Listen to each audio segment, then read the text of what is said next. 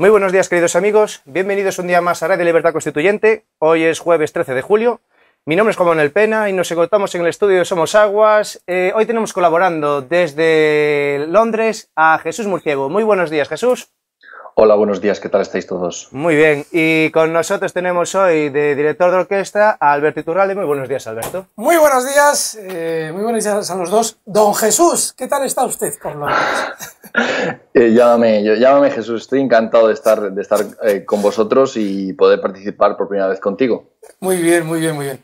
Vale, en honor precisamente y a la suerte que tenemos de contar hoy con Jesús, habíamos elegido una de las noticias de esta semana, además de las más importantes y de las que más se está comentando. Es relativa a la visita del actual rey y doña Leticia a Londres, que una noticia que se está cubriendo en todos los medios y que hoy en El País nos trae un titular que dice lo siguiente. Dice, Isabel II señala que ningún desafío afectará a las buenas relaciones entre España y Reino Unido. Esta noticia en tono de buen rollo. Seguramente don Jesús tiene alguna otra perspectiva que comentarnos. Jesús, ¿qué es lo que tenéis por allí en relación a la visita de los reyes a Reino Unido? Pues la verdad es que aquí no hay nada en la prensa británica, ni en la izquierda ni en la derecha, ni medios conservadores, no se recoge apenas la noticia, simplemente las alusiones al tema de Gibraltar, pero ha pasado muy desapercibida. De hecho tiene más cobertura quizá el Wimbledon o cualquier otra noticia, la visita de Trump, de la que hablaremos más adelante, a Francia, pero la visita de los reyes de España pues apenas se ha recogido en la sección de moda, de lo estilista, que el estilismo de la reina, y poco más. Ayer la BBC dio en directo el discurso que el rey Felipe dio a la Cámara de los Comunes y de los Lores, en la que sí, mencionó el Brexit, mencionó los lazos comunes que hay entre los dos países, los lazos familiares que le ligan a la Casa de Borbón con la Casa de Windsor, y también habló muy de pasada de Gibraltar, una mención de llegar a una solución dialogada, y diálogo, como no, lo cual provocó en el líder gibraltareño, Fabián Picardo, una reacción histérica que, bueno, como es habitual en él, y esa es la única noticia que ha recogido la prensa británica, la reacción de Gibraltar y la indignación, y bueno, pues que también la bandera de Gibraltar ha ondeado en el Parlamento mientras Felipe daba el discurso, y apenas esa ha sido la nota que ha habido en la prensa. Aquí la visita va a durar 3 días, hoy tienen una misa en la abadía de Westminster, que va a estar el príncipe Harry, una misa en honor de los caídos en las guerras, y después van a ir a Oxford, a la universidad, al colegio de Exeter, y a ver, pero como te decía, aquí en la prensa británica y en el Reino Unido la visita de Estado de los reyes de España ha pasado desapercibida. Bueno, quizás el hecho de que se le esté dando menos importancia, hablabas de Wimbledon, y es que realmente para los ingleses es muchísimo más importante todo lo que suceda en ese torneo a lo que pueda suceder en cuanto a una visita de reyes españoles a Inglaterra. Quizás por eso de alguna manera se está en los medios españoles vendiendo la relevancia que la familia real británica teóricamente en cuanto a formas o en cuanto a protocolos está manteniendo con los reyes españoles, me imagino. Claro, porque realmente la reina de Inglaterra ha puesto énfasis en recoger en la visita, en paseos con calesas por Londres, el cambio de guardia, la vajilla que le ha puesto para la cena, o sea, todo ese tipo de noticias que, bueno, que sí que la Casa Real Británica ha dado una bienvenida calurosa y familiar, podemos decir así, a la familia real española, arropando quizá al nuevo rey, pero simplemente se queda en eso, en pompa y boato, una gran cena en Buckingham Palace, pero de política cero y y nada, una visita pues pasa muy por encima en la prensa. ¿Tienes noticia de que haya habido alguna otra reacción porque estos días escuchábamos que se amenazaba con una fuerte reacción teóricamente en el Parlamento si se hacía alusión o hacía alusión Felipe VI al problema de Gibraltar? Aparte de las reacciones de Picardo, ¿ha habido alguna otra que va a reseñar, que tengas tu noticia? No. Ha habido algún parlamentario que ha levantado la voz, pero muy suave, porque también la alusión que ha hecho a Gibraltar el rey ha sido mínima. Ha sido, pues eso, de diálogo, pero sin reclamar efectivamente lo que la ONU le ha concedido a España, que es que Gibraltar es una colonia. Es uno de los 13 territorios que están sin descolonizar. Y bueno, pues desde ese punto de partida se podía negociar algo, pero como te digo, el rey ha pasado sin más pena que gloria, solamente para cumplir el protocolo, ha mencionado el tema y ha pasado de largo. Muy bien. Bueno, pues aquí en España lo que estamos encontrando, aparte de la noticia que hemos citado antes en El País, todos los medios hacen cobertura de esa visita. Sí es cierto que se está dando relevancia efectivamente a esos protocolos, de algún modo para intentar dar importancia también a la presencia de la Casa Real Española en Inglaterra, pero por lo que vemos en el tono político no influye en lo más mínimo. Sí es cierto que, aunque efectivamente esta visita estaba preparada con anterioridad y se había frustrado, creo que hasta en 2 ocasiones, la visita tiene mucho que ver con el aspecto que citabas justo al principio. Tiene que ver mucho con el Brexit. Tiene que ver mucho con que el hecho de que Inglaterra salga teóricamente en cuanto a mercado, en cuanto a transacciones mercantiles de la Unión Europea, va innecesariamente, además es imprescindible, va a tener que potenciar las relaciones bilaterales de los países de la Unión Europea con respecto a Inglaterra. Estos días escuchábamos noticias un poquito chafarderas en torno a los... No sé si quería comentarlo también contigo, me he acordado ahora mismo de lo que yo he escuchado estos días de el problema legal que se encuentran los hoteles españoles con los turistas británicos que vienen a la península y que denuncian, en la mayoría de las ocasiones de forma falsa, intoxicaciones en establecimientos españoles y que por lo que debe haber de hueco legal en Inglaterra les permite indemnizaciones de muchísimo dinero con un nivel de prueba bajísimo. No sé si hasta eso has llegado tú, has tenido algún tipo de noticia al respecto, porque sí, lo que ha llegado a España es que efectivamente en el gobierno británico iban a tomar medidas en contra de esa posibilidad de denunciar a los establecimientos españoles. Pues sí, he visto una noticia esta semana que ha salido condenada en un tribunal británico una pareja de ciudadanos británicos que ha denunciado falsamente a hoteles españoles por intoxicación. Y bueno, eso parece que ha tomado medidas ya, se está cortando porque sí que había un vacío legal, pero genera muy mala prensa y los tribunales británicos ya han tomado cartas. ¿Hasta qué punto no será y hasta qué punto funcionan diferente en Inglaterra, como lo hacemos en España, que han sido los propios ingleses los que están tomando medidas contra sus propios ciudadanos por lo que están haciendo fuera de Inglaterra? En España concretamente.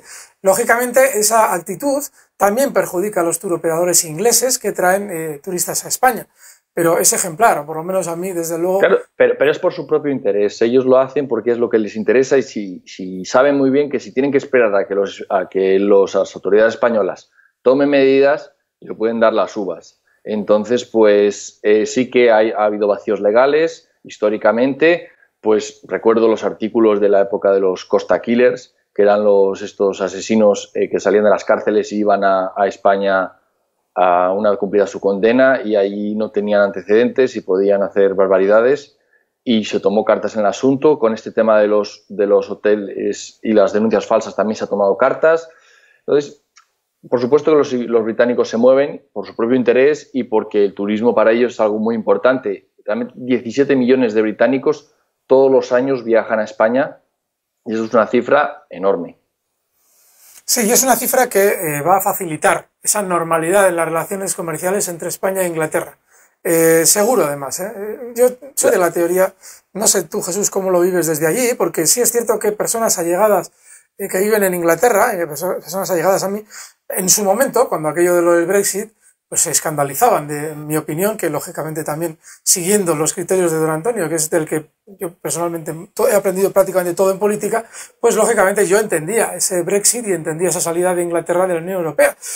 Bueno, no sé hasta qué punto vivís allí un posible perjuicio de la medida, sobre todo de lo que durante estos meses es normal que eso de la factura que teóricamente tiene que pagar Londres, esos 100.000 millones de euros, es una estupidez como un piano. Tiene que ver sobre todo con las necesidades que tiene Angela Merkel de salir reelegida y sobre todo dar una imagen de fuerza en el interior alemán, no ya en cuanto a la Unión Europea, que obviamente para dar esa fuerza en el interior la ejerce públicamente para que sus medios hagan ver al interior, a sus ciudadanos, a los ciudadanos alemanes, que efectivamente Angela Merkel es una líder fuerte. Bueno, eso es a lo que corresponde esa famosa factura de los 100.000 millones de euros, que no se va a mover un milímetro hasta que se hayan desarrollado las elecciones alemanas en septiembre. ¿Cómo vivís vosotros? ¿Cómo vives tú? ¿Qué es lo que se palpa? ¿Qué es lo que has podido encontrar en la prensa británica al respecto de esa situación de conflicto entre la Unión Europea y Londres, al respecto de esos 100.000 millones de euros que teóricamente dice la Unión Europea que tiene que pagar Londres? Bueno, eso se ve como un farol de la Unión Europea, un órdago, para comenzar las negociaciones. Un obstáculo para demostrar fuerza. Como tú decías, los líderes europeos necesitan darle un castigo. Decía Schäuble, el ministro alemán de Finanzas, castigar a Alemania, a Reino Unido, perdón. Pero claro, el castigo se les puede volver en contra muy fácilmente porque Alemania exporta muchísimos coches y exporta muchísimos materiales al Reino Unido, que es un gran cliente y compra mucho. Me preguntabas por el punto de vista español. España es un gran socio. Aquí está el Banco Santander, aquí está Telefónica, o estaba hasta hace poco, Dragados, FCC, o sea, grandes empresas que han invertido muchísimo. Luego resaltaba el comentarista de la BBC ayer que España es uno de los principales inversores en el Reino Unido y el Reino Unido necesita a España, necesita a las compañías españolas. Ahora cuando salga de la Unión Europea y, como tú dices, sí que se espera un impacto económico, un impacto quizá fuerte, porque la Unión Europea quiere castigar, pero claro, tiene que medir sus fuerzas porque la Unión Europea puede salir muy perjudicada y quizás ellos encajen peor un golpe económico que el Reino Unido, que está preparado y al fin y al cabo es lo que ha decidido la gente. Entonces, como el pueblo ya ha hablado aquí y ha decidido Brexit con todas sus consecuencias. De hecho, sin embargo, la Unión Europea no ha decidido nada. Entonces, ¿cómo va a tomarse los empresarios alemanes un golpe en las exportaciones? Pues muy gravemente. Entonces, la lógica nos dice que, bueno, que había que llevar una solución de común acuerdo, de beneficio común para ambas partes, pero claro, eso se opone a la teoría de que hay que castigar. Entonces, pues es una partida de póker en la que están levantando muchos faroles, jugando muchas cartas y hasta que como tú dices, hasta que no pasen las elecciones alemanas, no vamos a ver la chicha, realmente la carne. No van a poner todo en el asador y no vamos a ver si realmente estas son las condiciones o se cambian o vamos a ver, porque claro, aquí ha habido elecciones. Sí. La primera ministra convocó elecciones en un gran movimiento, quizás bien calculado pero mal ejecutado porque le salió el tiro por la culata. Quería conseguir estabilidad para negociar y le salió lo contrario. Durante la campaña lo hizo terriblemente mal, muy distante, muy errática, con giros y cambios de política y claro, es que se enfrentó con el electorado británico y sacó mayoría, pero no absoluta, y perdió la iniciativa, perdió muchos diputados. ¿Y la legitimidad? Claro, sí, señor. Dime. Y la legitimidad. Estás dando la clave más importante. Fíjate, el Reino Unido, has comentado, y efectivamente, viene de un Brexit en el que hay una decisión activa. Eso probablemente les conviene... Soberana. Claro, soberana. Y les convierte probablemente en quien, dentro de ese conflicto que va a generar el Brexit, Reino Unido, por ello tiene la iniciativa política. Efectivamente, como comentas, es Alemania, es Europa quien se está encontrando con los golpes de Inglaterra y está intentando esquivarlos. Sin embargo, derivabas hacia un aspecto importantísimo dentro de la iniciativa política inglesa, que es efectivamente esa falta de legitimidad que le proporciona a Theresa May en un momento determinado, tras las elecciones, dejar de tener esa mayoría absoluta que necesitaba y, obviamente, el verse trastabillada dentro de las decisiones que había que tomar con respecto al Brexit. La razón que tú comentabas de cómo había llevado fatal la campaña política, ahí hay un aspecto muy importante. Yo no sé cómo lo viviríais. Hoy te voy a exprimir un poco como un limón en el tema de Londres, Jesús, ya me puedes perdonar, pero es que es un lujazo que tengamos aquí a alguien que lo vive desde el meollo de la cuestión. Y ese eres tú. ¿Cómo se vivió? Fíjate, hay un aspecto muy importante. ¿Te acuerdas del atentado aquel que se produce justo unos días antes de las elecciones? Un atentado que además todos coincidiremos en que desde luego, visto desde fuera, fue gestionado de una manera lamentable. ¿Cómo se vivieron aquellas declaraciones? A mí me dejó impresionado. No sé si las recuerdas, unas declaraciones de Theresa May que yo creo que le hicieron perder muchísimos votos, en las que decía que si en un momento determinado era necesario limitar las libertades de los ciudadanos, se iba a hacer sin dudarlo. No sé si recuerdas aquellas declaraciones. Sí. Por supuesto, por supuesto. El tema del terrorismo es un tema que es muy grave aquí, que está afectando y que no hay una solución fácil. Entonces, pues todo tipo de medidas se quieren tomar y todo tipo de ideas se intentan, se intentan tomar desde el bloqueo de Internet hasta Madre mía.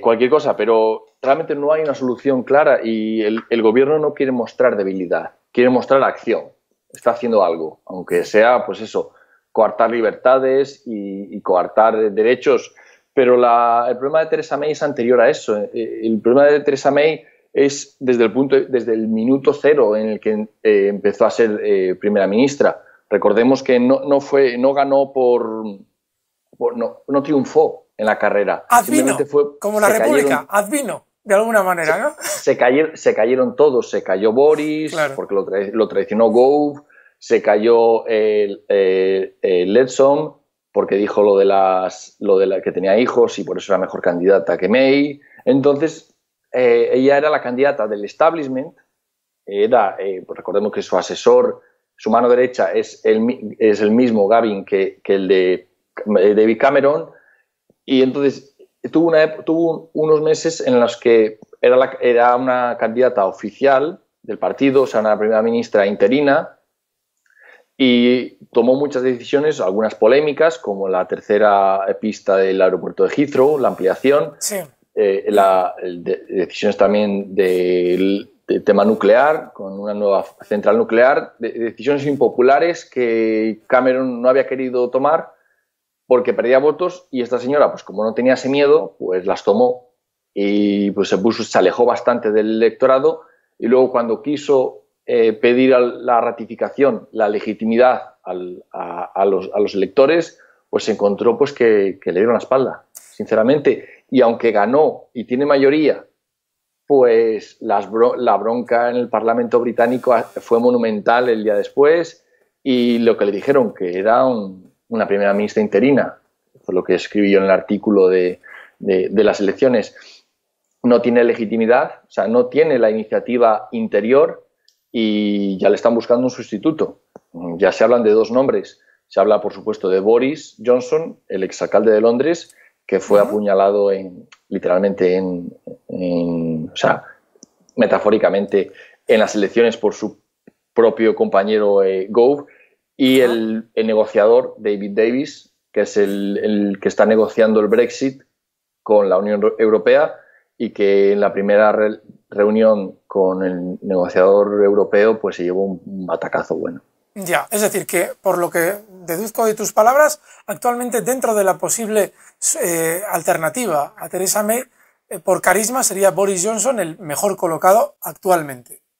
Sí, sí. Es uno de los candidatos más populares, más odiados y queridos en el público británico, pero es el que tiene más carisma. Y claro, también tiene una parte negativa que es en algunas cosas bastante torpe, en algunas cosas pues no es muy brillante y tiene muchos detractores. Se ganó pues, con lo del Brexit muchos odios y claro, mucha gente lo ve como que no está preparado y el establishment, yo considero que el establishment del partido Tory prefiere a David Davis, que es un candidato más blandito en cuanto a... Sí, como diríamos en España, un candidato de consenso. Blandito, sí, efectivamente. Fíjate, durante los meses del Brexit y anteriores, hay algo que no se conoce, pero tanto la banca inglesa como la banca europea estuvo solucionando todo el problema de licencias que hubiera ocasionado un Brexit, como efectivamente se terminó de concretar con el referéndum. Con lo cual, creo que hasta en el aspecto financiero tienen todo totalmente resuelto. No hay absolutamente ningún cabo por atar. A partir de ahora lo único que queda entre los... Digo porque cada vez que escuchan ustedes las noticias, Jesús, aquí en España nos llega todo lo... Bueno, de entrada son todo noticias dirigidas. Es decir, todo está de alguna manera demonizando. Hay la vertiente de los que piensan que es que los ingleses tuvieron un mal día. Hay la vertiente de los que piensan que los ingleses estaban enajenados ese día, no porque tuvieron un mal día, sino simplemente pues porque efectivamente el enfado les llevó, por aquello de la inmigración, les llevó a tomar esa decisión. Hay muchas vertientes de la inconsciencia en la opinión pública europea, sobre todo española, con respecto a la decisión que tomaron los ingleses. Sin embargo, en esa decisión lo único que se ve económicamente es ventajas para ellos. En su día, don José Papín nos trajo las estadísticas, y Roberto Centeno también, de beneficio que tenía la Unión Europea teniendo a Inglaterra entre sus filas.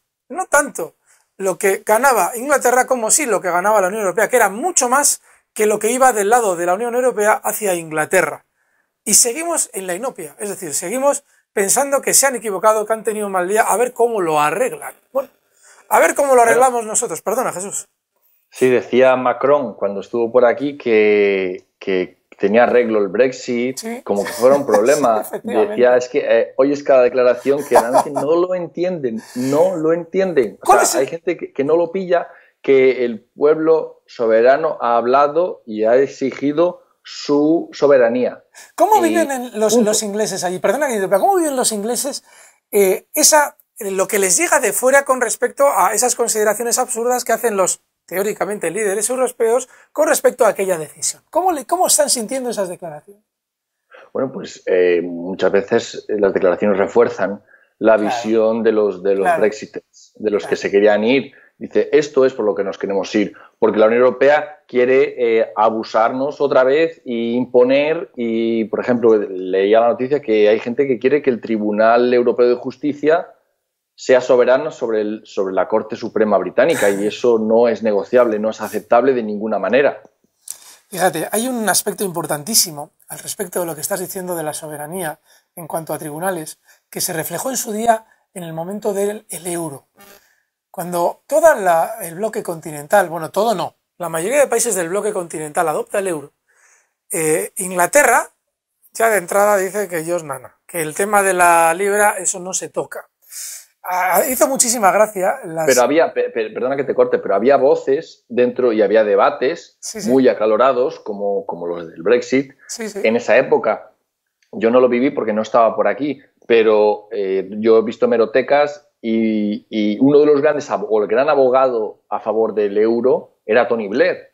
Tony Blair y todos los que estaban a favor de Remain, de quedarse en la Unión Europea, en contra del Brexit, eran los que estaban a favor del euro. ¡Claro! Entonces, uno de los argumentos era, pero no os equivocasteis una vez, os volvéis a equivocar. O sea, es que el euro se ha demostrado una catástrofe para países que no siguen el ritmo alemán. Sin lugar a dudas. Una camisa de fuerzas, lo vemos en España perfectamente, Grecia, y gracias a Dios que el Reino Unido no entró, porque hubiera sido su sumisión sin lugar a dudas. A Frankfurt, no ya a Berlín, yo diría Frankfurt, como es la de Francia, que ahí tenemos a Macron pidiéndole cosas a Merkel que se las niega todos los días. Sí. Entonces, el mismo espíritu pro-establishment y pro-estatista que quería el euro, eran los que querían quedarse en la Unión Europea. Has citado... Y el mismo espíritu libre, o espíritu de soberano, de soberanía monetaria y soberanía nacional, es el que se reflejó en el Brexit, que no fue un mal día, fue simplemente algo libre, un respiro, un aire limpio en la podredumbre de Europa y claro, no se entiende en Europa, pues ni se va a entender nunca. Pero eso da igual. Aquí no sé, me preguntaba si se presta mucha atención a las reacciones de fuera. Realmente no se presta porque no lo entienden ni tienen cómo entenderlo. Bueno, fíjate, cuando hablas, dices que efectivamente la sensación nuestra es de que en Europa no se entenderá. Ya veréis cómo dentro de 10, 15 años, a los mismos que hoy en día se les está oyendo decir que lo del Brexit fue una barbaridad, hace un año, dentro de 15 años dirán, hombre, era normal que Inglaterra saliera de la Unión Europea. Porque Inglaterra no tenía la moneda, porque Inglaterra tal, porque por aquí, porque por allá. Esos mismos opinadores socialdemócratas cambian de opinión según los hechos les van demostrando que estaban equivocados. Y lo mejor de todo es que si tú les preguntas dentro de 15 años qué es lo que decían al respecto del Brexit hoy, en lugar de decirte, pues me equivoqué porque pensaba tal, no, te dirán que ellos siempre dijeron lo mismo. Y lo mejor de todo, es que efectivamente se lo creen. Ellos se creen que siempre pensaron así. Dentro de 15 años, todos los que hoy están opinando que lo del Brexit ha sido una barbaridad, que fue un mal día, que se han equivocado, que ya verán lo que les va a pasar, todos esos dirán, hombre, era normal que Inglaterra saliera de la Unión Europea. ¿Cómo iban a seguir en esas condiciones? Ya lo verán. Se apuntan siempre al carro cuando el carro ya ha pasado. No tengan la menor duda de que lo van a hacer así. Has citado a alguien muy importante, Jesús. Uno de los personajes que más asco puedo tener yo en el ámbito político, que es Tony Blair. ¿Nos podrías decir, por favor, dónde para este elemento ahora mismo? Pues la última que oí hace unos meses era que quería montar una plataforma para volver a la Unión Europea, convocar un nuevo referéndum e intentarlo otra vez, que es que no lo entiende. Es que realmente la clase política europea, los estatistas, realmente están en una burbuja que muy desconectada, porque claro, como hay una desconexión entre la representación que no hay en Europa, en el Parlamento Europeo, y la gente, los representados, pues realmente no tienen por qué hacer caso a lo que digan los representados. Como decía Rajoy, esas cosas como el Brexit no se le pueden preguntar a la gente. Claro. O sea, no se pueden dejar en manos de la gente. A ver si te sale mal. Claro. Eso es, porque ellos ya saben, por encima, ellos ya enseñan, hay que hacer pedagogía, como dicen en España, sí, para enseñarles a la gente lo que debe y no debe pensar y decir. O sea, es esa brutalidad tan totalitaria es la que estamos acostumbrados en la Europa continental. Aquí es que no funciona, porque si hay alguien que le quiere decir a la gente lo que tiene que hacer, pues se pega un batacazo en las elecciones, como le ha pasado aquí a la Theresa May, que quería ser una dama de hierro y ha acabado siendo una dama de cristal. Sí, y fíjate, has hecho alusión a esa actitud de Tony Blair ahora queriendo deshacer todos los efectos del Brexit. Tony Blair es la voz de su amo. Yo cada vez tengo más claro que de una manera sutil, a modo de subterfugio, se está pagando a las personas que están realizando este tipo de acciones y opiniones en favor del establishment. ¿Y cuál es el método en el que se paga? El mismo que se pagó a los Clinton en su día. Dando conferencias absurdas, pero absurdas. Yo no sé en qué minuto de los 10 primeros me quedaría dormido en una conferencia de Bill Clinton, salvo que me empiece a contar la verdad sobre su rollo con Mónica Lewinsky, que eso probablemente me resulte mucho más interesante a cualquier otro aspecto que me pueda hablar el señor Clinton sobre economía o sobre política. En el caso de Tony Blair, otro tanto de lo mismo. La bajada de pantalones de los Azores lo acredita en el tono político, el batacazo político del partido de Tony Blair. ¿Qué ha pasado con sus compañeros de partido? ¿En qué acabó todo aquello, Jesús? Pues la historia del Partido Laborista en los tiempos de Blair es larguísima. Se fue él y se quedó Gordon Brown, que fue el que le tocó la patata caliente de la crisis, el que negoció el rescate a los bancos, rescató los bancos y sin perder dinero, salvo el caso del Royal Bank of Scotland, que aún sigue siendo un pozo sin fondo. Pero Cameron convocó elecciones, le pasó lo mismo que a la señora May, convocó elecciones para, al no haber sido designado, legitimarse. Sí, sí. Legitimarse, y las perdió porque no tenía legitimidad. Y bueno, de ahí salió Cameron y el gobierno en coalición con los Lib Dems, que no es reciente y todos conocemos, Y Cameron acabó con el Brexit, cuando se pone delante del pueblo, o sea, en contra del pueblo británico y le dice lo que tiene que hacer. Sí, es que la clase política se empeña en decirle a la gente lo que tiene que pensar y lo que tiene que hacer. Y lamentablemente muchas veces, no aquí, pero en el continente funciona.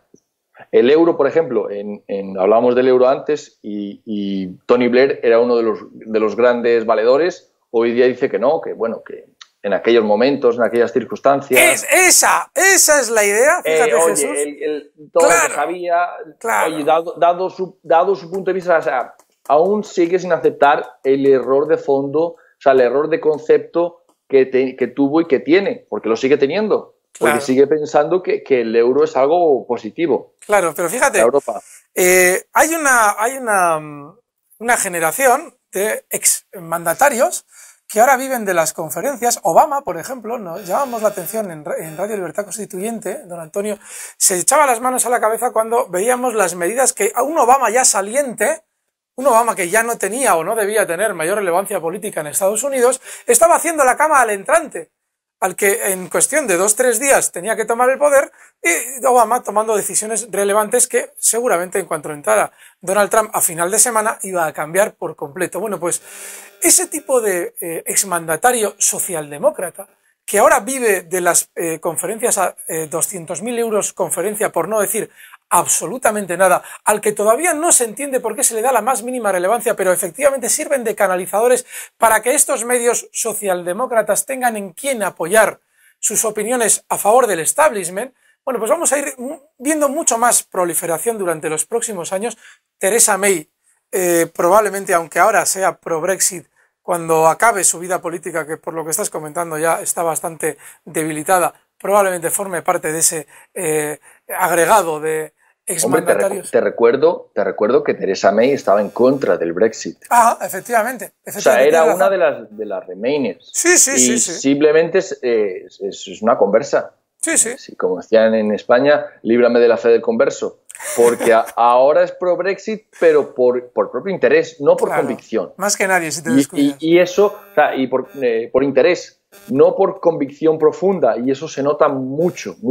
Y eso es uno de los problemas de no tener a alguien de la parte del Partido Conservador que estaba convencido con el Brexit liderando el partido. Y date cuenta de que de existir esa parte pro-Brexit sería probablemente la competencia más directa de Theresa May. Es decir, dentro del partido, si ella tiene suficiente poder, no puede permitir que la parte que inicialmente era pro-Brexit tome el poder, porque la anularían por completo. Ahora es necesario realmente para los ingleses. Bien lo dices, porque uno de los nuevos fichajes después de las elecciones ha sido Michael Gove. Ajá. Para una cartera ministerial de segunda, no sé si es educación o algo así, o medio ambiente.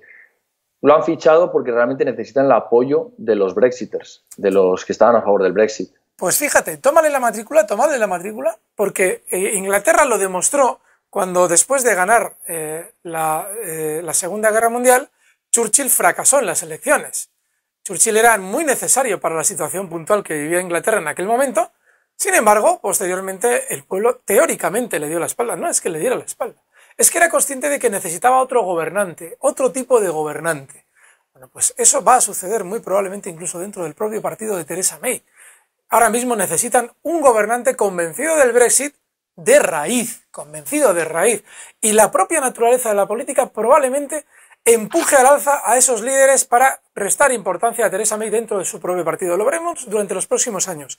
Lo importante es tener en cuenta la diferencia de política entre países en los que hay libertad política colectiva, o por lo menos no han sido liberados como lo han sido los países continentales, y esa diferencia, ¿cómo se manifiesta? Antes hacíamos alusión a el hecho soberanista prácticamente, de que un país decidiera no ceder la emisión de moneda a un Banco Central Europeo como hizo Inglaterra en su momento. ¿Sabes, Jesús, cómo, que seguro que lo sabes porque igual estabas en España en aquel momento, pero ¿sabes cómo se traducía eso en España en el tono de las noticias? Bueno, pues todos los opinadores económicos decían que si Inglaterra no quería ceder la soberanía de la emisión de moneda, es decir, quería seguir con su libra esterlina como moneda propia, era porque eran muy tradicionalistas. Agárrate a la moto y no la sueltes. Es decir, alucina. Para todos los opinadores de la socialdemocracia, el euro era la cojomaravilla. Lo que pasa es que los ingleses no lo querían porque son muy tradicionalistas. Hombre, hay que ver lo del cambio de guardia, la de años que lleva ahí haciéndose. Esa claro, era, perdona, sí.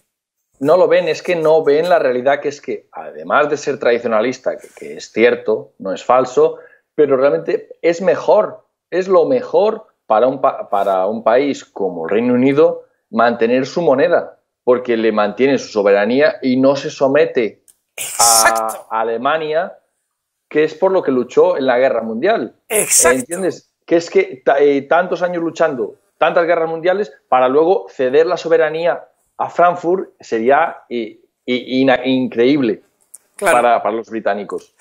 Bueno, pues en esa pelea está el señor Tony Blair.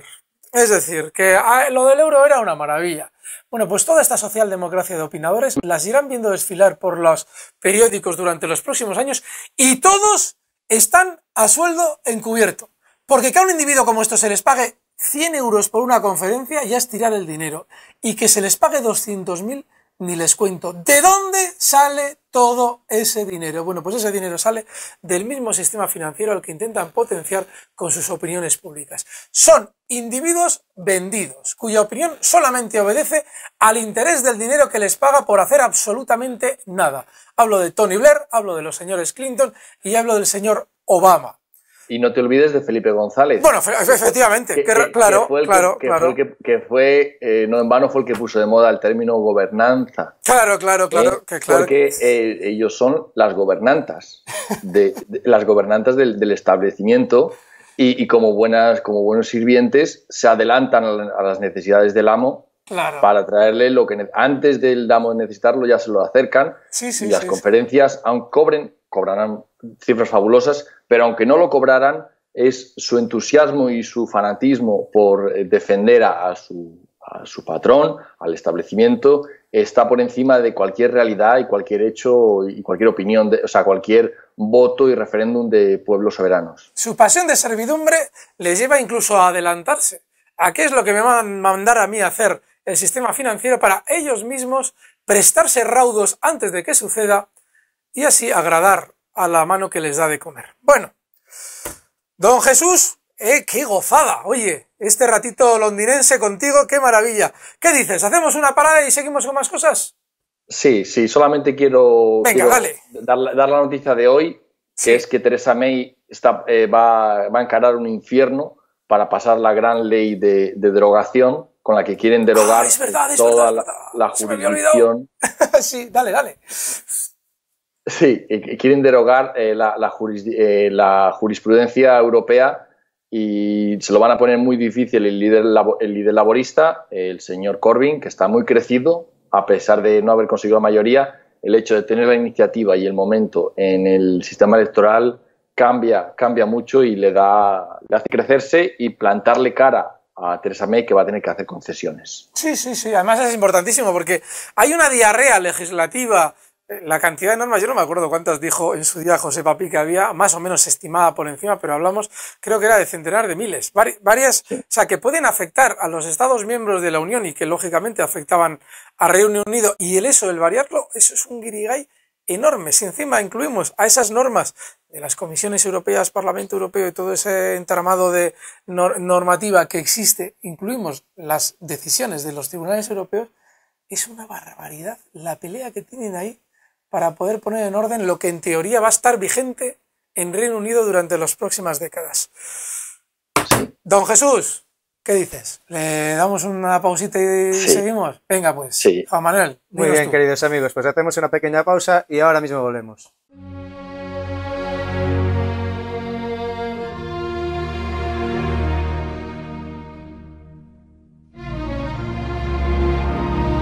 El MCRC organiza este mes de julio el simposio internacional titulado El consenso político degenera el idioma, en Santo Domingo de la Calzada, La Rioja.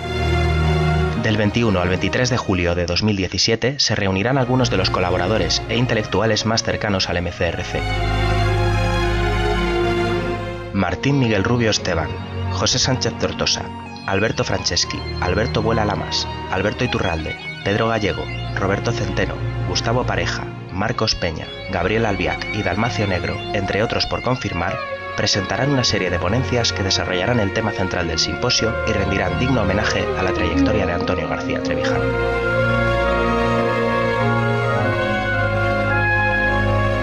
Infórmate e inscríbete en la página web del evento simposio-mcrc.es.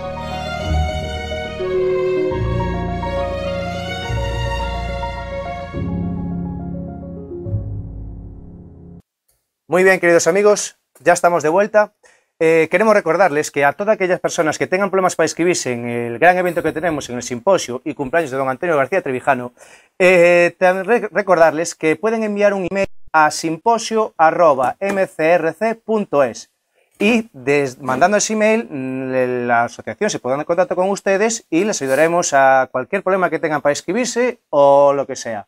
Y con esto dicho, Alberto, cuando quieras. Pues nada, venga, vamos a continuar con lo que hoy podíamos encontrar más que relevante en la información española concretamente, pero que tiene que ver mucho con el ámbito internacional y esa visita de Donald Trump a Emmanuel Macron. El País titula lo siguiente en su edición digital de hoy, dice: Trump llega a París en busca de la paz con Macron. El presidente estadounidense trata de rebajar la tensión y el francés quiere deslumbrar a su invitado. Fíjense. Ya no solamente en este título y en este subtitular vamos a encontrar algo que es tremendamente importante en la información relativa hoy en día en nuestros medios con respecto al ámbito internacional. Y es lo dirigida que va, lo que teóricamente iba a ser una información, lo dirigida que va hacia la opinión pura y dura. No tiene absolutamente ningún desperdicio. Jesús, has podido echar un vistazo al artículo, ¿verdad? Sí, sí, vale, es pues tremenda. Vamos a comenzar a daros algunas de las pinceladas que se pueden encontrar en las líneas del Mundo, edición digital, al respecto de esta noticia. Dice: Donald Trump y Emmanuel Macron, la cara y la cruz de la política internacional, volverán a medirse este jueves en público. Invitado por el mandatario francés, el presidente de Estados Unidos ha llegado este jueves a la capital francesa para rebajar la tensión con la nueva estrella del firmamento europeo. Vamos a hacer una parada. Fíjense, Donald Trump y Emmanuel Macron, la cara y la cruz de la política internacional, volverán a medirse este jueves en público. Es decir, hay pelea. No van a hablar de tal o de cual, no, se van a medir el uno al otro. El periódico en su primera frase ya nos está diciendo, en la noticia les vamos a enfrentar. Ya les han enfrentado, se van a medir el uno al otro. Prepárense, que vamos. Continúa diciendo: invitado por el mandatario francés, el presidente de Estados Unidos ha llegado este jueves a la capital francesa para rebajar la tensión con la nueva estrella del firmamento europeo. No solamente les vamos a enfrentar, sino que ya les vamos a decir con quién jugamos nosotros. Repito la frase. Invitado por el mandatario francés, el presidente de Estados Unidos ha llegado este jueves a la capital francesa para rebajar la tensión con la nueva estrella del firmamento europeo. Señores, Emmanuel Macron fue elegido en segunda vuelta, no sé cuánto fue el porcentaje, pero fue pírrico comparado con todo el censo electoral francés.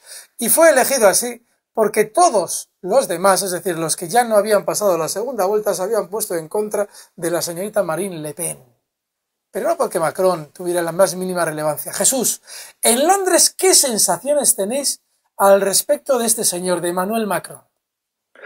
Bueno, pues que es una cara bonita, un buen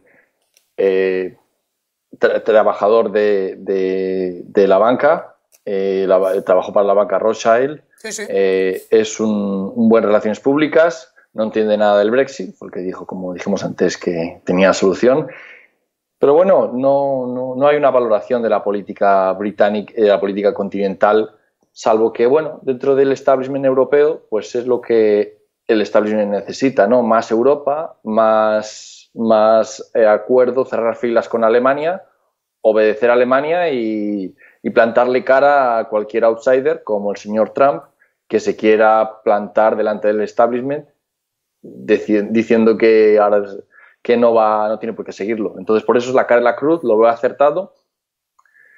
Y me quedo con un párrafo que dice así: Macron, reforzado por sus victorias electorales y su ímpetu europeísta, lo de victorias electorales, bueno, es dudosa, y ímpetu europeísta sin duda, sí, pero ímpetu de sumisión a Alemania, confía en poder domesticar a Trump. Sí, sí.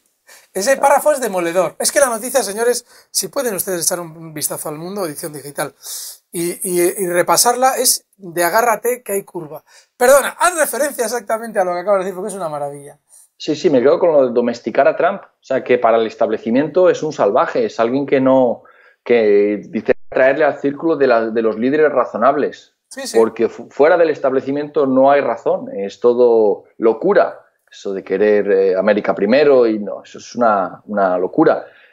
Añade, las profundas diferencias ideológicas y de talante nos han impedido una relación amable en los encuentros y conversaciones que han mantenido desde que Macron ganó las elecciones en mayo. Bueno, es tremendo, es tremendo.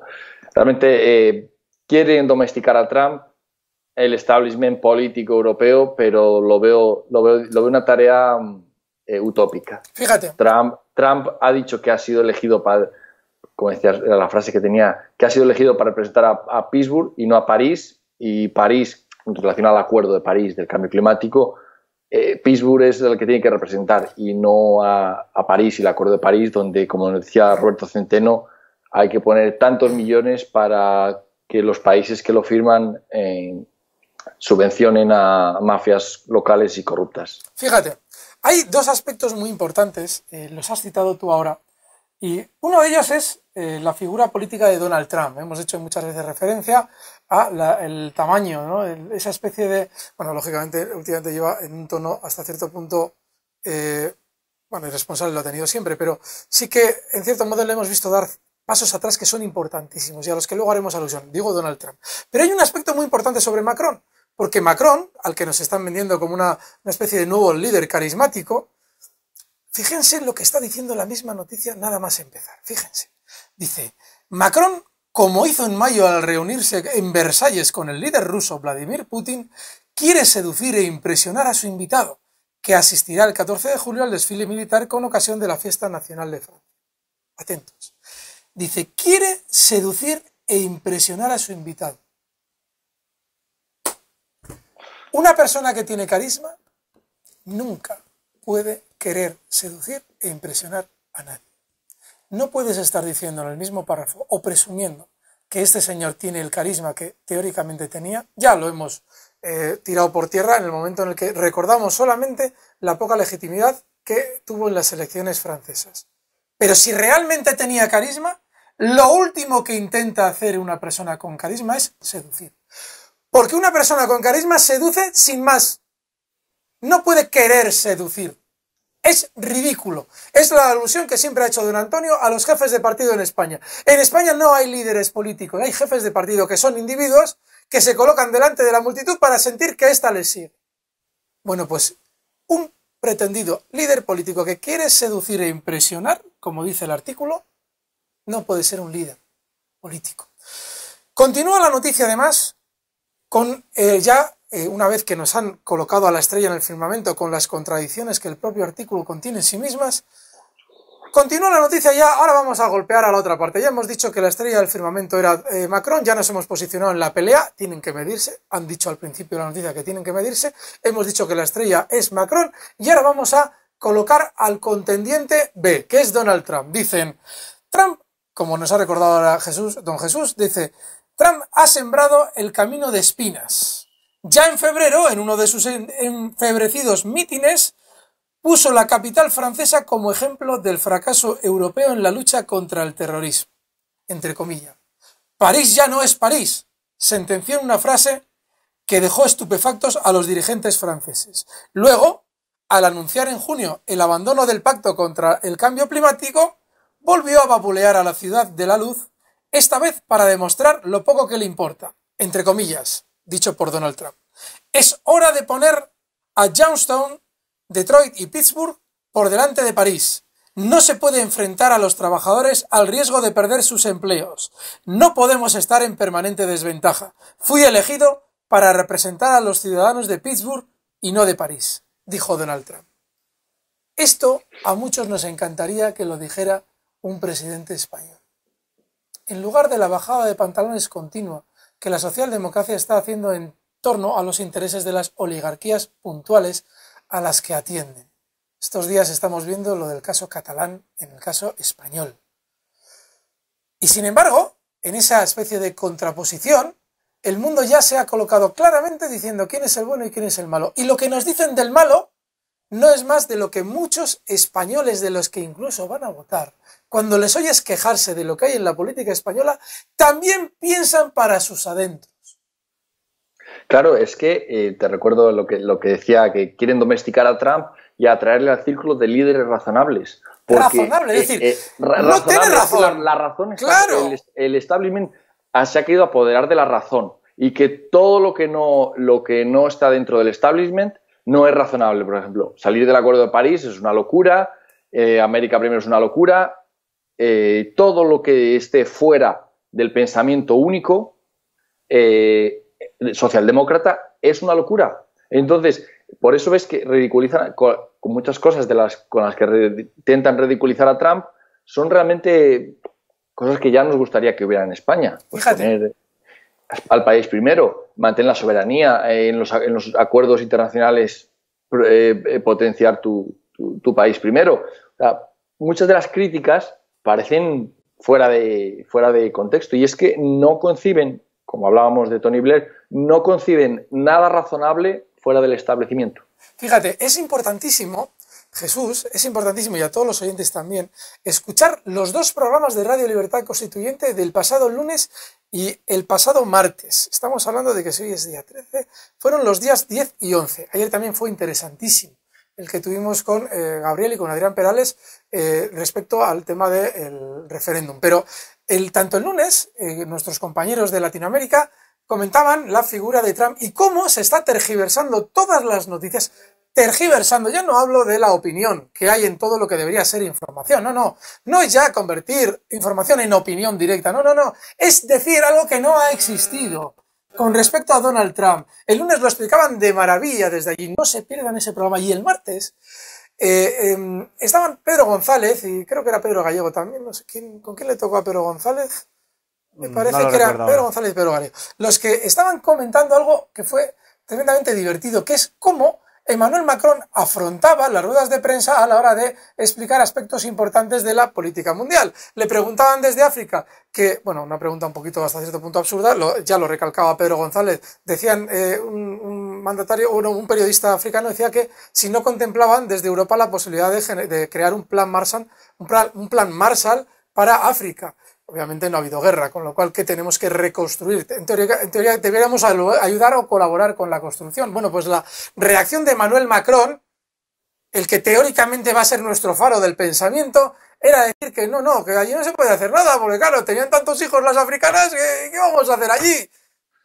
Esa era la respuesta. Bueno, pues atentos, porque en esa misma rueda de prensa a la que hacían referencia don Pedro González y don Pedro Gallego, creo que no era Pedro Gallego. Era José Papi. José Papi, perdón, José, ya me puedes disculpar. En esas mismas declaraciones de Emmanuel Macron que hacían referencia José Papi y Pedro González, se decía algo divertidísimo, terrible. Decían algo que, por absurdo, ya en sí mismo constituía una noticia. Decían que Emmanuel Macron relacionaba como causa directa del terrorismo al cambio climático. Decían que, claro, como se estaba produciendo un cambio climático por nuestra política de, lógicamente, ¿no?, el tema de efecto invernadero, todo ese rollo, el tema, bueno, todo el rollo, ¿no?, que es importantísimo. Yo sí realmente creo que probablemente hay más de lo que se está diciendo desde el negacionismo del cambio climático.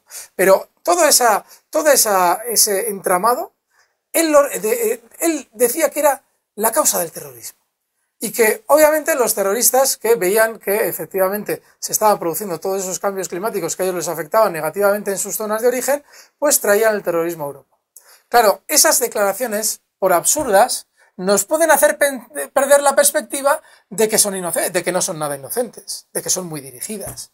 Porque fíjense cómo en el momento en el que Donald Trump acaba de salir o acaba de decir que él no va a continuar dentro de ese tratado. Don Roberto Centeno en muchas ocasiones nos ha traído también aquí al programa las conclusiones absurdas que se están extrayendo desde Europa, porque al fin y al cabo eso en teoría solo va a afectar a un año de todo lo que se está preparando con respecto a las revisiones del tratado, es decir, comenzaría a tener efectos, no sé si es en el 2020 o 2019, pero aún así, en su resentimiento socialdemócrata, Emmanuel Macron, que en teoría va a tener en unos días a Donald Trump en París, está intentando ejecutar las mismas estrategias que Donald Trump, pero como es un cobardón, en lugar de hacerlo como Donald Trump, que es darte un tortazo antes de venir a negociar contigo, él le coloca la chinita en el suelo a ver si la pisa. Dice que lo del terrorismo es debido a que como no estamos tomando las medidas adecuadas para el cambio climático, pues claro, tenemos terrorismo y ese lo aguantamos los franceses. ¿Y quién no quiere solucionar los problemas del cambio climático? Pues Donald Trump. Esto segundo se lo digo yo a ustedes, pero lo dejó caer Macron en su cobardía para ver si alguien hacía la relación necesaria. Bueno, pues ese es Macron. Ese cobarde en potencia, no se pierdan ese programa del martes entre José Papí y don Pedro González, porque lo explican de maravilla. Ese es Macron. Esa es la estrella. La estrella del firmamento. Sí. Perdona. Perdóname que te corte. No, todo lo contrario. Lo dijo la señora Le Pen en la campaña. Francia va a ser gobernada por dos mujeres, o bien por mí o bien por la señora Merkel. Sin lugar a dudas. ¿Qué razón tiene? ¿Qué razón tiene? Bueno, la primera medida que tomó política importante Macron, nada más ganar las elecciones, fue visitar a Angela Merkel. La razón por la que visita a Angela Merkel es clave, no. Es la clave de la política francesa. ¿Por qué digo que es la clave de la política francesa? Porque no solamente lo es la francesa, también es la española, y por eso es muy importante también. Y es que las medidas políticas que se han ido adoptando en relación al euro desde que entra en vigor han favorecido solamente la economía alemana y han favorecido sobre todo el endeudamiento de los países que no son Alemania, generando esa famosa deuda que se denuncia desde el MCRC, que don Roberto Centeno tan brillantemente ha denunciado en Europa, sobre todo haciendo alusión a los datos falsos que España entrega en Bruselas con el fin de que se le pueda permitir endeudarse más. Bueno, pues esa deuda nosotros la tenemos que pagar, nosotros y los franceses la suya, la tenemos que pagar con nuestro esfuerzo. Sin embargo, esa deuda está sobre todo beneficiando a la industria alemana. Estamos hablando de países que están teóricamente en una misma economía, sin una misma política fiscal y sin muchos otros parámetros económicos que son imprescindibles. Por ejemplo, cuando España ha cedido toda su industria a Europa a cambio de subvenciones, no solamente ha generado un mayor paro que se estaba amortiguando con las subvenciones, sino que además has perdido un tejido productivo esencial en la economía española. Y eso se ha hecho porque a Alemania le interesaba que para que otro fulano entrase en Europa, esa industria que hacíamos o llevábamos a cabo nosotros la representase ese otro país con el que Alemania tenía unos acuerdos comerciales vía B que a nosotros no nos beneficiaban. Están viendo durante estos meses los perjuicios que nos está a nosotros ocasionando todo el Cristo que hay montado contra Rusia, ¿verdad? Es decir, los agricultores españoles están perdiendo de orden de 5.000 millones de euros de exportaciones de productos españoles porque a otros señores, es decir, a Estados Unidos y a quien sea, le interesa que haya unas sanciones contra Rusia. Bueno, pues en el plano de dentro de la Unión Europea pasa exactamente lo mismo. Nos hemos quedado sin absolutamente nada para favorecer los intereses económicos de Alemania. Y ahora que Macron va ahí, después de ganar esas elecciones sin nada de legitimación por parte del pueblo, va a Alemania y le dice a Angela Merkel, oye, tenemos que mutualizar la deuda. ¿En qué consiste mutualizar la deuda? En que al fin y al cabo sí, tú te llevas los beneficios del euro, pero coño, los perjuicios de la deuda casi que los pagamos entre todos, tú también, ¿no? Y Angela Merkel le dice, venga, majo, vuelve para casa, que tengo elecciones en septiembre. Ese es el maravilloso líder europeo que consiste ahora mismo la figura de Macron. Exactamente en eso. Por eso le preguntaba a don Jesús si había algún tipo de repercusión de la figura de Macron en Londres y ya vemos que tiene exactamente la repercusión que merece. Es decir, ninguna. No se pierdan el artículo, no se pierdan no solamente el artículo del Mundo para ver cómo se nos intenta manipular, no se pierdan las intervenciones de nuestros compañeros lunes, martes y ayer miércoles con el tema del referéndum, porque son súper interesantes. Informarse aquí, la verdad es que es una gloria. Yo ya he dejado hasta casi de escuchar a don Federico Jiménez Los Santos porque realmente la información la obtengo aquí.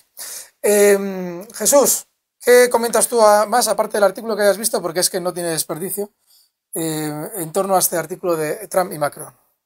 Pues nada, yo creo que hemos hecho una buena... Nos hemos despachado a gusto con el artículo. Es que es terrible. Lo estoy leyendo según nos despedimos y es que me da tirria. Tendencioso y manipulativo es poco. Todo lo que tiene. Muy bien, bueno, pues hacemos una pausa. ¿Cuánto vamos, Juan Manuel? Pues casi una horita. Casi una horita. Pues en menos de 3 minutitos, por cierto, han citado el simposio. Fíjense en este artículo lo importante de cómo se manipula el idioma, cómo se manipula el lenguaje para... Lo hacía antes alusión Jesús, cuando decía que Macron, reforzado por sus victorias electorales, cuando dice hay que ser razonables, cuando dicen la razón está, eso es manipular el lenguaje. No se pierdan el simposio porque ahí le vamos a dar a todo. ¿Hacemos la pausa, Juan Manuel? Muy bien, pues hacemos una pequeña pausa y ahora mismo volvemos.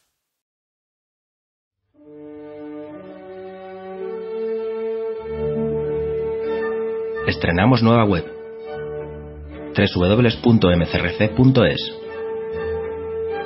Desde ella podrás acceder a todos nuestros contenidos: diario, radio, televisión, hoja de afiliación. Interactúa con nosotros con el nuevo botón Iniciativas para la Acción. Cuéntanos tu propuesta para ayudar al MCRC en sus objetivos. Colabora con el MCRC activamente. Entra en la web, dinos a qué te dedicas, qué labor puedes desarrollar y nos pondremos en contacto contigo. Todo desde un solo acceso, todo desde www.mcrc.es.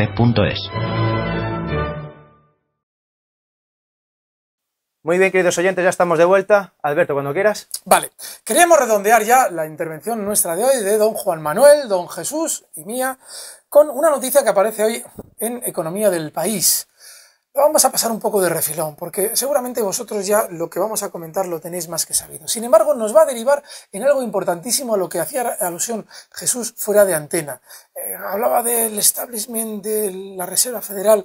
Bueno, él nos lo comentará ahora, pero yo quiero dar pie a la noticia comentando en lo que figura efectivamente en la edición digital del País al respecto del Banco de España.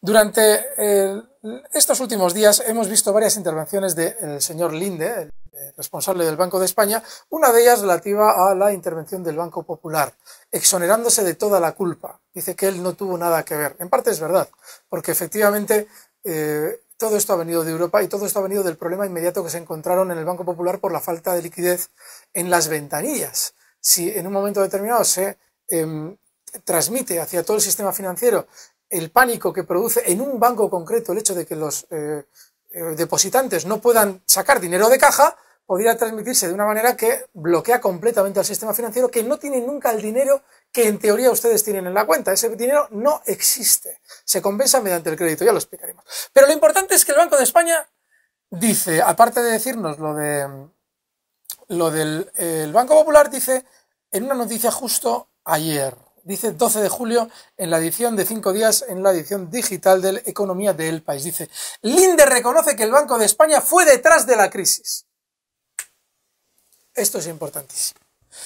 El gobernador admite errores para pinchar la burbuja inmobiliaria. Asegura que el supervisor español no tuvo ni voz ni voto. Bueno, luego lo de la resolución del Popular. Aquí, en este punto, hay algo importantísimo. Y tiene que ver con algo que hemos denunciado en muchas ocasiones, y es la dificultad que puede encontrar un gobernante en 4 años a la hora de tomar decisiones. Porque las decisiones en torno a la burbuja inmobiliaria que estalló en el año 2008 son decisiones estructurales que no atañen solo a un gobierno puntual.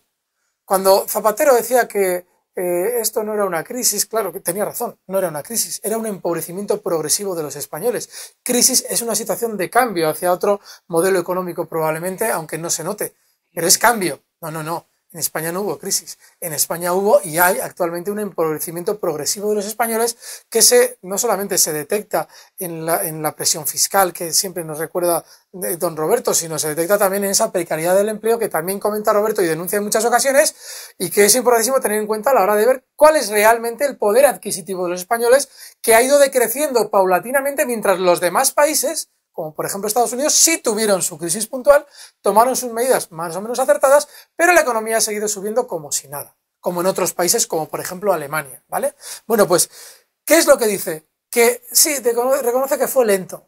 No, no fue lento. Fue fruto propio de colocar a un Banco de España en el que cada gobierno elige a su perro de presa.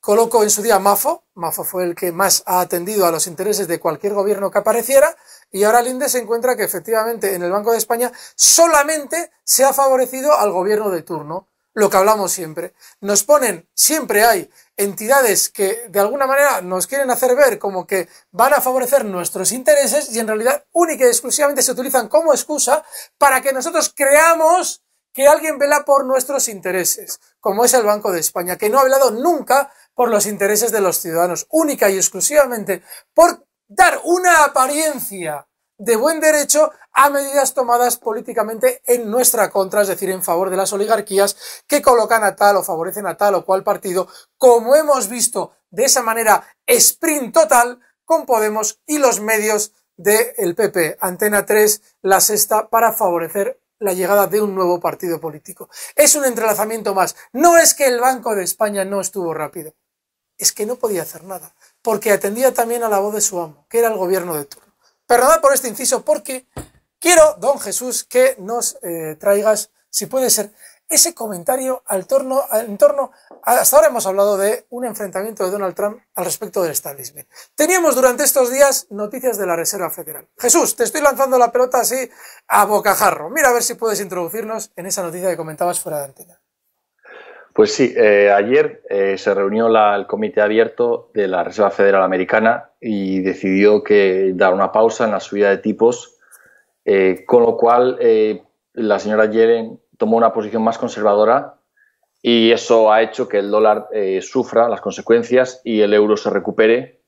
Lo que queríamos un poco resaltar aquí es que la Reserva Federal funciona de una manera independiente al gobierno, pero una independencia real, y el gobierno federal, que está, como sabemos, en contra del establishment, que es un outsider, pues no ha conseguido o no ha intentado, no ha querido meter en cintura al establishment económico.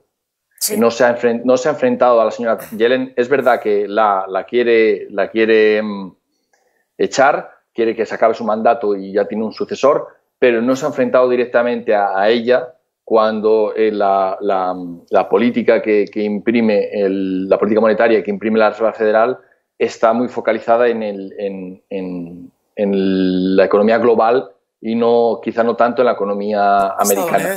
Exacto. Fijaos. Eso es. Lo que está comentando Jesús es vital. ¿Por qué es vital? Hace unos meses, cuando más o menos todos pensábamos que Donald Trump, en su sinceridad, no es que iba a conseguir llevar a cabo todas sus medidas, pero que sí que lo iba a intentar de una manera decidida y que esas medidas iban siempre encaminadas a favorecer el interés de los ciudadanos americanos en contra del establishment, nos encontramos un día además en un programa que es muy importante escuchar, hace no sé si 2 o 3 meses, cuando Donald Trump da un paso atrás. Además, don Antonio lo explicaba fenomenalmente y explicaba algo que vamos a ver durante los próximos años sí o sí, y es el peligro de dar un paso atrás. En la decisión sobre los presupuestos de defensa americanos, Donald Trump aceptaba subir un porcentaje cuando en teoría había prometido en las elecciones reducirlo de una manera determinada. Y eso realmente era una notición, porque nos preguntábamos, ¿esto a qué viene con respecto a lo que venía diciendo? Don Antonio lo interpretaba como un paso atrás y decía que se estaba colocando en un auténtico peligro su posición. ¿Por qué? Porque si efectivamente contra alguien tan fuerte como el establishment, contra un aparato tan fuerte como el establishment, das un paso atrás, a partir de ahí te puedes ver abocado a dar muchos más pasos hacia atrás. Fíjense lo importante de esa medida. Cuando hablamos de la emisión de moneda, que hoy en día en Estados Unidos está en manos privadas, como bien nos acaba de recordar don Jesús, lo que no se explica muy bien es qué relevancia tiene si efectivamente Donald Trump sube el presupuesto de defensa y esto qué tiene que ver con la Reserva Federal. Señores, cada vez que se toma una medida económica en cuanto a la defensa que afecte económicamente al país, sucede lo siguiente. Cada vez que yo tengo que comprar armas, tengo que emitir un bono de deuda para que la Reserva Federal, a cambio de ese bono de deuda, me dé un crédito, me dé dinero. Significa que si el país gasta más, el país tiene que pedir más dinero a la Reserva Federal, que es un banco privado. Hay un documental en internet que se lo va a explicar de maravilla. Lo digo porque en alguno de los comentarios que hacéis en torno a los programas de Radio Libertad Constituyente, alguien en algún momento me ha dicho, bueno, que expliquen de una vez en qué consiste todo la emisión de moneda de la Reserva Federal, porque es que es complejísimo, tienen toda la razón. Cuando se quiere secuestrar la libertad política hay que inventar mecanismos tremendamente sofisticados, como los que se desarrollaron y se culminaron en el año 1913 con la creación de la Reserva Federal. Hay un documental que se llama Zeitgeist Addendum. Zeitgeist es el espíritu del tiempo en alemán. Si estuviera aquí don Dalmacio nos lo explicaría mejor, pero se escribe con Z.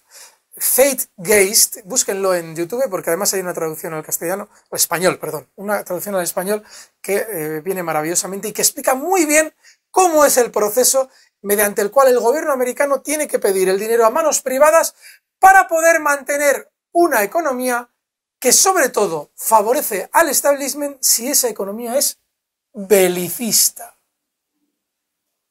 Cuanto más dinero haya que pagar por armas, más dinero va a favorecer al sistema financiero y más dinero va a favorecer, lógicamente, a la producción armamentística americana.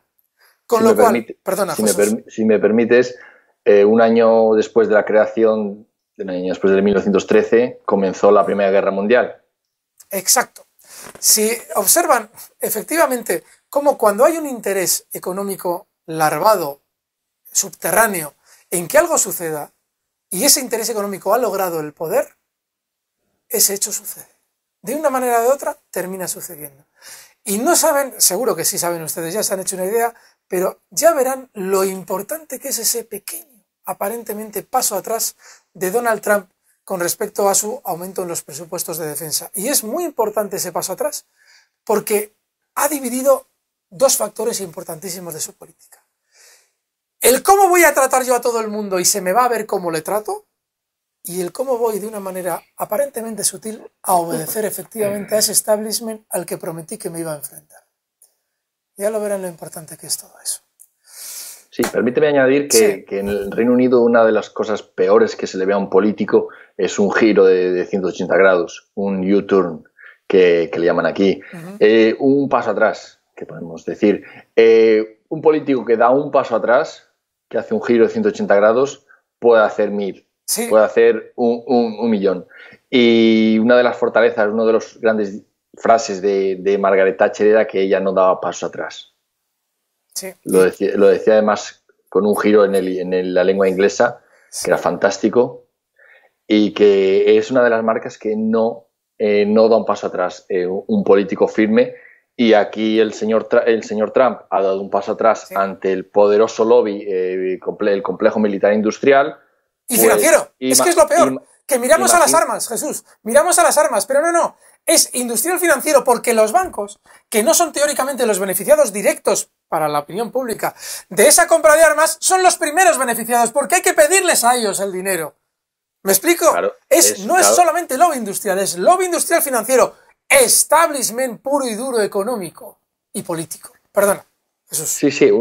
Si ante el brazo militar del establishment cede el presidente Trump, ahí está. ¿Qué no hará ante el brazo financiero, que es el que financia al brazo militar, al gobierno federal y a muchos más gobiernos extranjeros, como el caso de cuando se le perdieron unos cuantos trillones en Grecia a la Reserva Federal y que dijo el señor Bernanke dijo que estarían en algún lugar en Europa. Espera, que me voy a mirar a ver si tengo algo en los bolsillos yo de eso. No me quedó ni nada. Se les perdieron a ellos así, como que no quiere la cosa, y lo que es llevar agujeros en el bolsillo.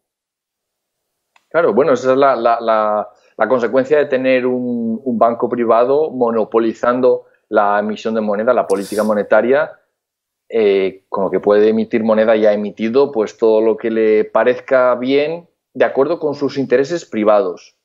Sí. Es cierto que tiene una carta del Congreso que ha emitido, pero claro, el mismo Congreso que es financiado o que a través de los lobbies por la plutocracia, la economía, la finanza. Exacto. Bueno. Entonces es la pescadilla que se muerde la cola. Vale, y vamos ahora a tirar por tierra uno de los argumentos que yo he llegado a escuchar con respecto a los tertulianos, con respecto a la naturaleza del Banco Central Europeo en contraposición a la de la FED. La de la FED es un banco privado puro y duro. Sin embargo, alguien siempre dice, no, pero es que el Banco Central Europeo está conformado por los bancos centrales de los países que conforman el euro.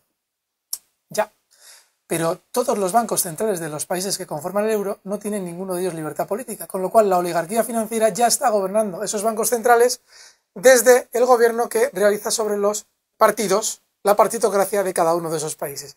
Con lo cual es exactamente lo mismo, solamente que en ser descarado, en Estados Unidos hay democracia y libertad política colectiva, y lógicamente el dominio se hace de una manera más descarada, y aquí no hace falta, porque ya estaba previamente. Si el Banco de España es parte del Banco Central Europeo, como ya gobernamos al gobierno español, que es quien tiene gobernado al Banco de España, ya tenemos la emisión de moneda en manos privadas. ¿Se entiende? Es decir, siempre todos los bancos centrales son manos privadas, solamente que en el caso de Europa de una manera indirecta, pero igualmente privadas.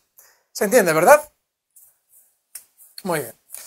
Bueno, pues perfecto. No sé si Jesús quieres decir algo más. ¿Cuánto vamos, Juan Manuel? ¿Me marcabas por aquí? Ya llevamos 1 hora y 15. Hora y 15 minutos. Joder, estamos aquí un ratito, os hemos tenido bien entretenidos, ¿eh? No os quejaréis. ¿Qué dices, Jesús?